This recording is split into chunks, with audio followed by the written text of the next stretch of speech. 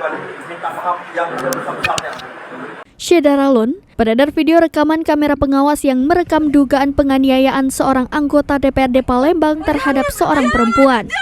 Kejadian itu terjadi di SPBU Jalan Demang Lebar Daun, Ilir Barat 1, Palembang, Sumatera Selatan. Wanita yang menjadi korban penganiayaan itu adalah Tata berusia 31 tahun. Dia menyebut peristiwa itu terjadi pada 5 Agustus lalu saat dia dan ibunya sedang mengantri untuk mengisi Pertalite di SPBU itu. Mobilnya berada di posisi antrian nomor 3. Saat Tata sedang mengantri, mobil berplat bintang 3 BG7UB tiba-tiba datang dan seketika melintang di depan mobil mereka. Karena tak diberi izin memotong antrian itu, pria pengendara mobil mewah itu lantas berubah menjadi beringas.